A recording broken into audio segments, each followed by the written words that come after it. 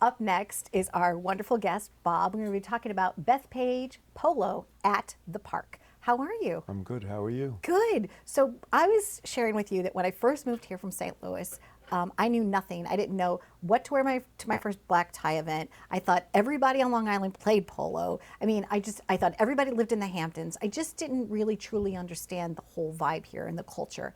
But what I think is so fantastic is that you are making polo accessible to everybody.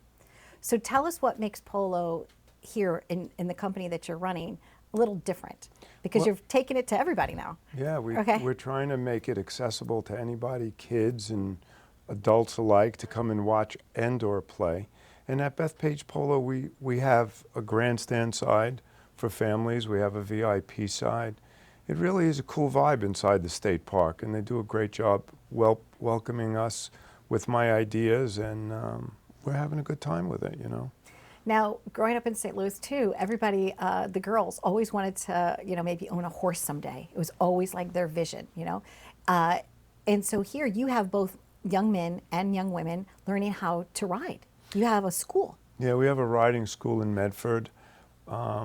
Quite a few lessons. We teach kids how to ride. We have high school polo, which makes it very affordable and accessible to young men and women. And they also get quite a few looks in the Ivy League colleges, because the colleges own horses. Okay. So we're able to go there, utilize their horses, play this high school sport, and some of them get scholarships, So it's really kind of cool. But polo has been of interest to me for many years since I started playing. I didn't start playing until I was 33. Really? And, But yeah, you've been riding since you were 4, right? I've been riding since I'm 4 years old, Okay. and I had the opportunity, and I just ran with it. So I'm lucky to be in the position that I'm in and try to get more and more people to come and watch the sport of polo. So who was the person that said to you, maybe learn polo? Were you like have a croquet mallet, Bob, and you're just like trying to do it on your own, or what? I used to ride horses with a broomstick and, Okay. like a little soft bouncy ball, and the horse would be jumping around. Had no idea about polo. Wasn't really trained for polo. And one day my father-in-law said to me, "You want to take a polo clinic at the Meadowbrook Polo Club?" And I said, "Sure." And we went to a 3-day clinic. I loved it. Went and bought 2 horses the next day. And in about a month, I had 6 horses. And you need 6, because 6 is what makes a team. How does that work? Because you have to have one because you can only ride, as far as I know, 1 horse at a time, unless you're trick riding and you're standing up on 2 of them. Like, that's something different. That's rodeo. Yeah, But it's how one does horse that at a work? time for sure. Okay. But in arena polo, you have 4 chuckers, which is like an inning in baseball. And on grass polo, which we promote at Bethpage, we have 6 chuckers, 6 innings in baseball. But they're timed, they're 7.5-minute periods. Okay. So a man could play polo in arena with just 2 horses and double a horse the first and third chucker and the second and fourth. Okay. Grass polo, if you're a beginner and you're going easy with your horses, you could probably play a game with 3. But a professional, when he shows up to the field, he's expected to play at a certain level, and they come with 6 or 7 or 8 horses, which makes it sound very unapproachable.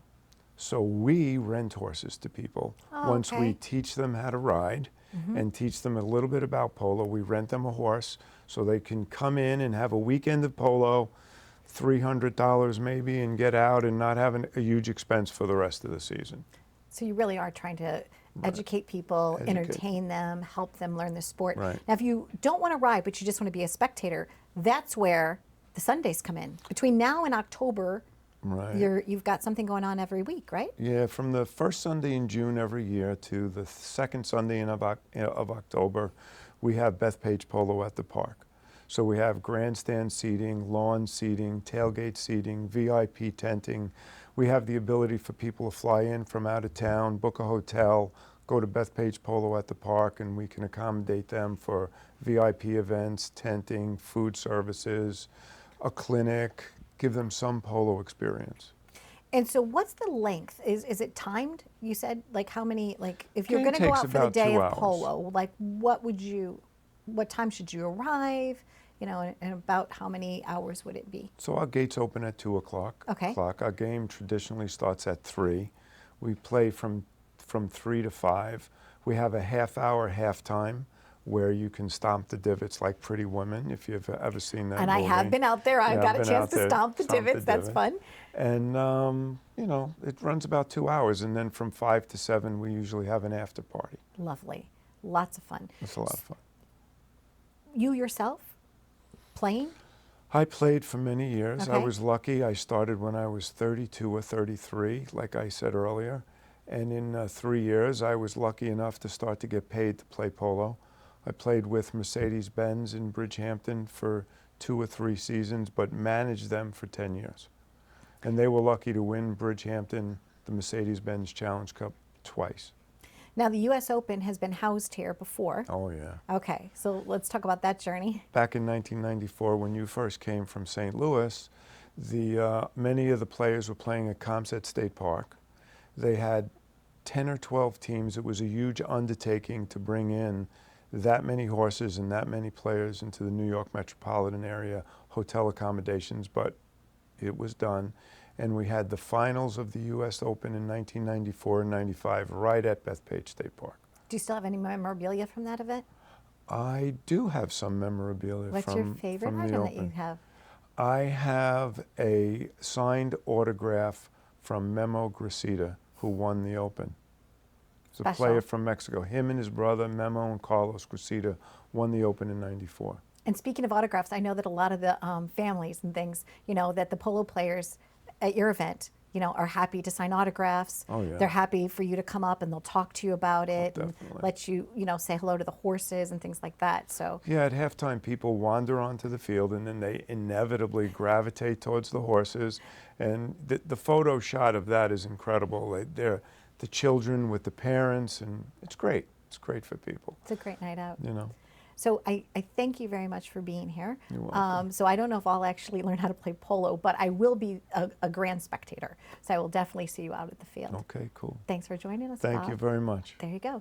Thank you. Stay tuned for more on Live It Up. See, polo is accessible. If you have any questions, you could reach out to them at their website, or as always, you could check it out at liveituptvshow.com. Thanks for watching.